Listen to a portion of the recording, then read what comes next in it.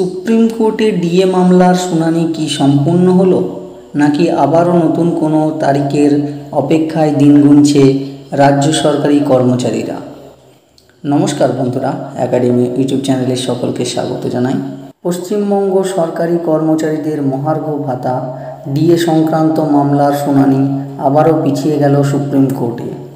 বিচারপতি সঞ্জয় করল এবং বিচারপতি প্রশান্ত কুমার মিশ্রের বেঞ্চে এই মামলার শুনানি হওয়ার কথা থাকলেও বেঞ্চ গঠন না হওয়ায় শুনানি মুলতবি রাখা হয়। এই ঘটনায় রাজ্যের লক্ষ লক্ষ সরকারি কর্মচারী তাকিয়ে আছেন পরবর্তী শুনানির তারিখের দিকে। তো পরবর্তী শুনানির তারিখ কবে এবং বেঞ্চ গঠন নিয়ে বিস্তারিতভাবে এই ভিডিওতে আমরা আলোচনা করব। তার আগে বলে রাখি, যদি চ্যানেলে নতুন হয়ে থাকেন অবশ্যই চ্যানেলটি সাবস্ক্রাইব করুন এবং পাশে থাকা বেল আইকনটি প্রেস করুন, যাতে সবার আগে আপনি নোটিফিকেশান পেয়ে যান। শুনানির দিনের সংক্ষিপ্ত বিবরণ। এদিন সুপ্রিম কোর্টে ডিএ মামলা শুনানি শুরু হলে রাজ্য সরকারের আইনজীবী কপিল সিব্বাল আদালতকে জানান যে নির্দিষ্ট বেঞ্চ গঠন হয়নি। ফলস্বরূপ বিচারপতিরা মামলাটি অন্য দিনের জন্য ধার্য করার সিদ্ধান্ত নেন। আদালতের এই সিদ্ধান্তে মামলাকারীদের পক্ষ এবং রাজ্য সরকারি কর্মচারীদের মধ্যে নতুন করে প্রতীক্ষার প্রহর শুরু হয়েছে। পরবর্তী শুনানি তারিখ কবে? আদালত সূত্রে জানা গিয়েছে, ডিএ মামলার পরবর্তী শুনানি একটি সোমবার বা শুক্রবারে ইন্টারেক্টেড হিয়ারিং হিসাবে অনুষ্ঠিত হবে। যদিও নির্দিষ্ট তারিখ এখনও ঘোষণা করা হয়নি, তবে আশা করা হচ্ছে যে দিনের শেষেই নতুন তারিখ জানিয়ে দেওয়া হবে।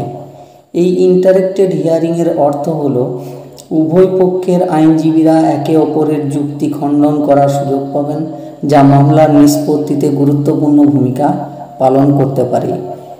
বেঞ্চের গঠন অপরিবর্তিত। একটি গুরুত্বপূর্ণ বিষয় হলো পরবর্তী শুনানিতেও বেঞ্চের গঠন অপরিবর্তিত থাকছে, অর্থাৎ আগের বেঞ্চের বিচারপতি সঞ্জয় করল এবং বিচারপতি প্রশান্ত কুমার মিশ্রই এই মামলার শুনানি করবেন। এটি মামলাকারীদের জন্য একটি স্বস্তির খবর হতে পারে, কারণ তারা মনে করছেন যে এই একই বেঞ্চ থাকলে মামলার ধারাবাহিকতা বজায় থাকবে এবং নিষ্পত্তির সম্ভাবনা বাড়বে। মামলাকারীদের আইনজীবীর অনুরোধ এবং আদালতের অবস্থান।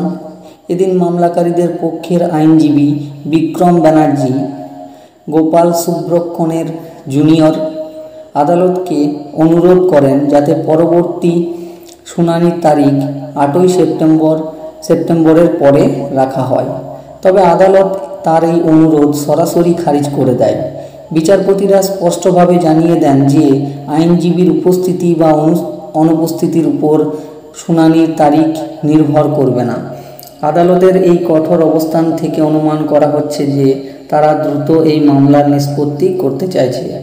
সব মিলিয়ে ডিএ মামলার এই সর্বশেষ পরিস্থিতি রাজ্য সরকারি কর্মচারীদের জন্য কিছুটা হতাশজনক হলেও পরবর্তী শুনানির তারিখ দ্রুত ঘোষণা হওয়ার সম্ভাবনা একটি নতুন আশার আলো দেখাচ্ছে। এখন দেখার বিষয় কবে এই দীর্ঘ প্রতীক্ষিত মামলার চূড়ান্ত রায় ঘোষণা হয় এবং রাজ্য সরকারি কর্মচারীরা তাদের ন্যায্য পাওনা থেকে বঞ্চিত হন কিনা। তো বন্ধুরা, আজকে এই পর্যন্ত।